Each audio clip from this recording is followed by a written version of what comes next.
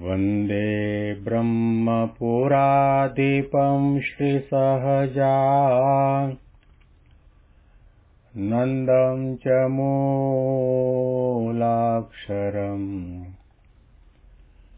श्रेयस्कारणसद्गुणैकनिलयम् श्रीप्रागजिह्वावस ब्रह्मोपासनधारकं गुरुहरिं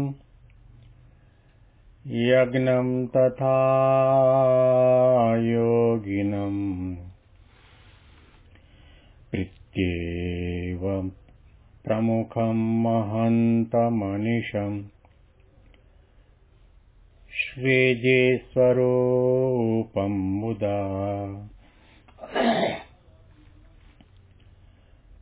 મહિમાનો મહિમા પ્રવચનમાળામાં આજે 6 ઓક્ટોબર 2024 રવિવારના દિવસે તમામ સંતો હરિભક્તોને મારા સાષ્ટાંગ પ્રણામ. જય સ્વામિનારાયણ. હેપી વચનામૃત દ્વિશતાબ્દી મહોત્સવ. હેપી પ્રમુખ સ્વામી મહારાજ શતાબ્દી મહોત્સવ. ગઢડા અંત્યનું 17મું વચનામૃત ઘણું નાનું વચનામૃત છે, તેમ છતાં પણ અતિ અગત્યનું છે. ઉડે ને આંખે વળગે એવી વાત મહારાજે આ વચનામૃતમાં કરી હોય તો એ છે કે આપણે સંસારમાં રહો પરંતુ જળ કમળવત રહો. કમળ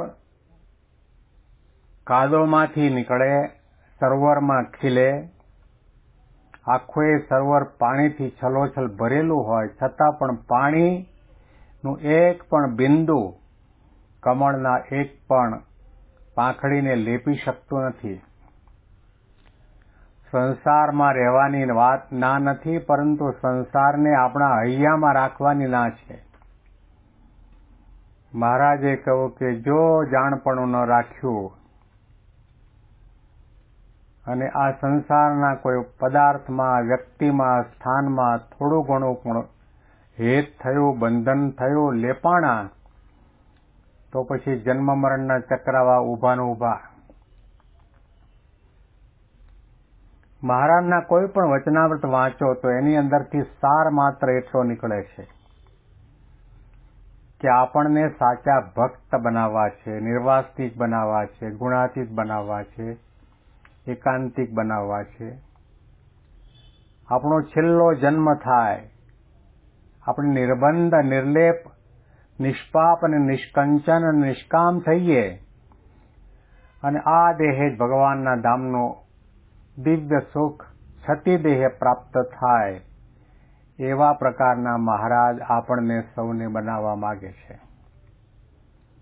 એ પછી ભરતજીનું આખ્યાન કહેતા હોય કે સીતાજીનું આખ્યાન કહેતા હોય કે જનક રાજાનું આખ્યાન કહેતા હોય કે અમરીશનું કહેતા હોય કે બલિરાજાનું કહેતા હોય, આ બધાનો સાર માત્ર એટલો છે કે આ બધું વાતો કરીને આપણને આપણા દોષો, આપણા સ્વભાવ, આપણી પ્રકૃતિ, આપણી ખામીનું દર્શન કરાવે છે,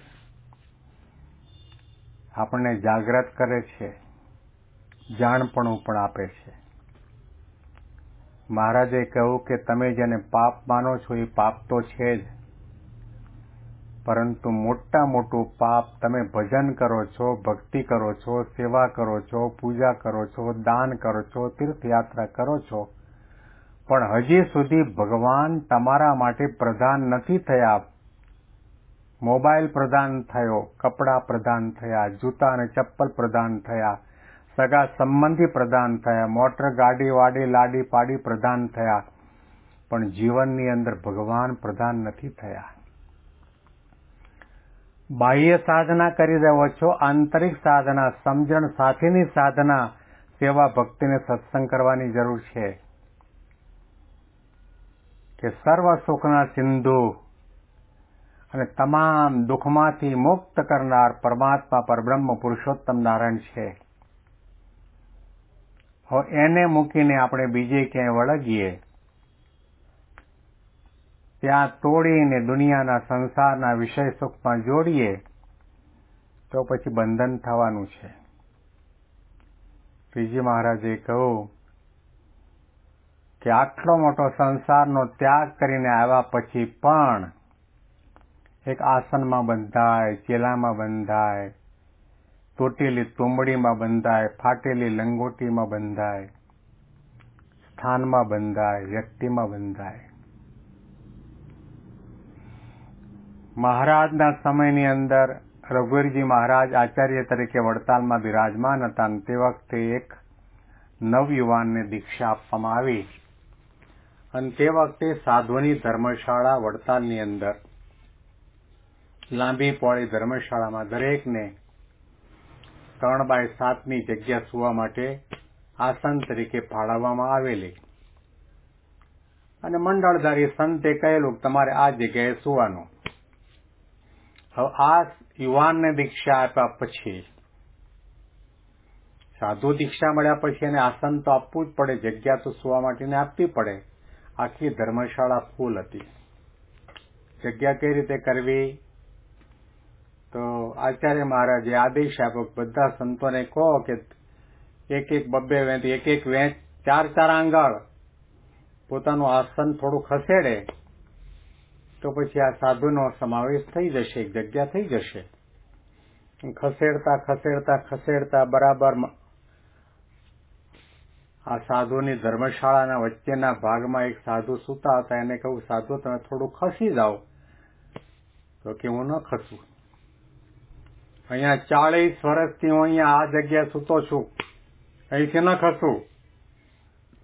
અરે આચાર્ય મહારાજની આજ્ઞા. અરે આચાર્ય મહારાજની આજ્ઞા હોય તો ભલે હોય, ન ખસો એટલે ન ખસવું. તમારે બીજું જે કરવું હોય તે કરો. એ સાધુને જ્યાં સુવડાવવું હોય ત્યાં સુવડાવો. આ વાત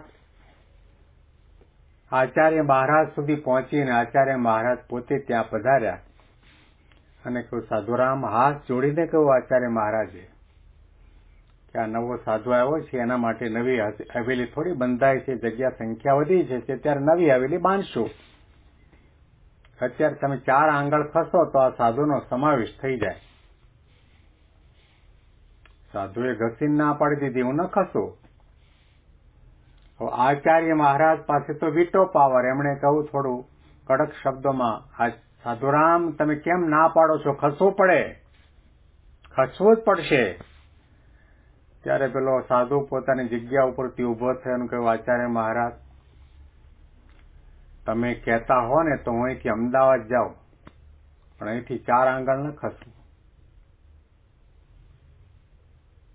એ વડતાલ સંસ્થાનો ત્યાગ કરીને 40 માઇલ ખસ્યો, પણ 4 આંગળ ખસ્યો નહીં.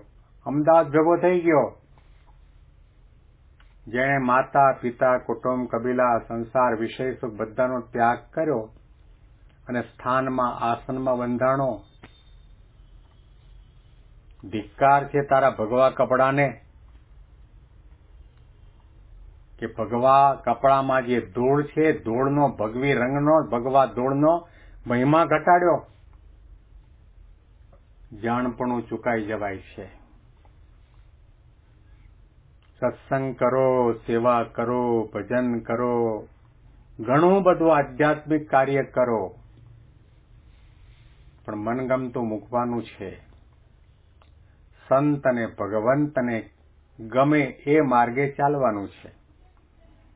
હમણાં જ દાદરમાં મહંત સ્વામી મહારાજ બિરાજતા હતા ત્યારે બેંગ્લોરના હરિભક્તોને 2 દિવસ માટે એમના દર્શન સમાગમ માટે ફાળવ્યા હતા અને મહંત સ્વામી મહારાજની હાજરીમાં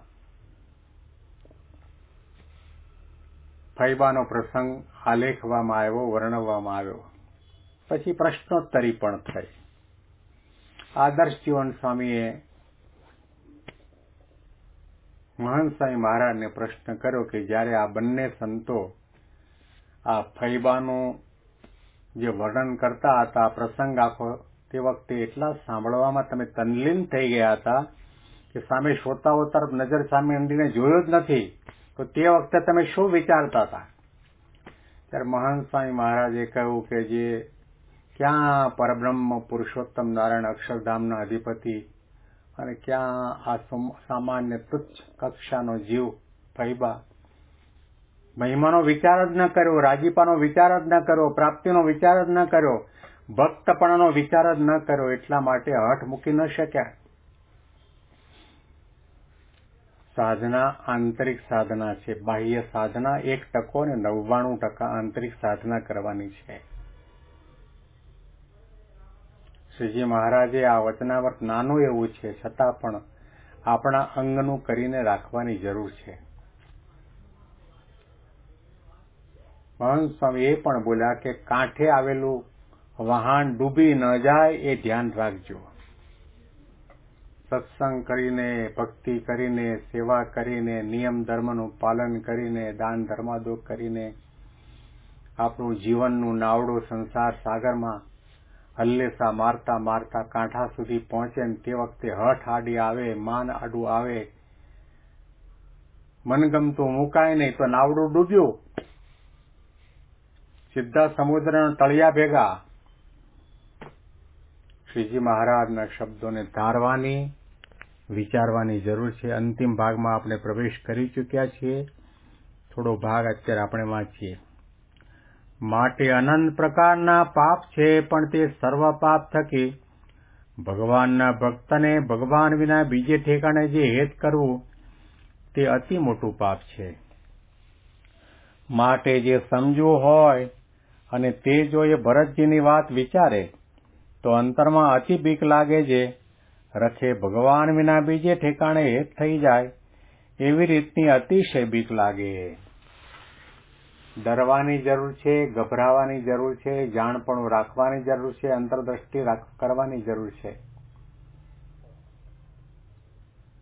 માળા કરતા કરતા, પ્રાતઃ પૂજા કરતા કરતા આંખો બંધ હોય, પદ્માસન વાળ્યું હોય, સામે ઠાકોરજી બિરાજમાન હોય, જબાન ઉપર ભગવાન સ્વામિનારાયણના નામનું રટણ પણ થતું હોય, તે વખતે ઘરનો કોઈ સભ્ય આવીને ગરમાગરમ બાદશાહી ચાનો કપ મૂકે ને એમાંથી નીકળતી વરાળ દેખાય અને આપણી માળાની સ્પીડ વધી જાય હાવડા એક્સપ્રેસની જેમ, કે જલ્દી માળા પૂરી થાય અને પૂજા પૂરી થાય તો ગરમ ગરમ ચા ભેગા થવાય, ચા પ્રધાન થઈ જાય છે. ઘનશ્યામ બાપા ઘણી વખત પોતાના પ્રવચનમાં વાત કરતા હોય છે, આજે સમાજમાં લોકોને બા વિના ચાલે પણ ચા વિના ન ચાલે, બાપા વિના ચાલે પરંતુ છાપા વિના ન ચાલે. આવું વ્યસન, આવું બંધન, આવી આસક્તિ ભિન્ન ભિન્ન પ્રકારની હોય છે. સત્સંગ કરવા માટે બેઠો હોય, તમાકુની ટેવ હોય, બીડીની ટેવ હોય, માવાની ટેવ હોય, જોરદાર પ્રવચન સદગુરુ સંતોનું કે બાપાનું ચાલતું હોય, તે વખતે બીડી પીવાની તલપ લાગે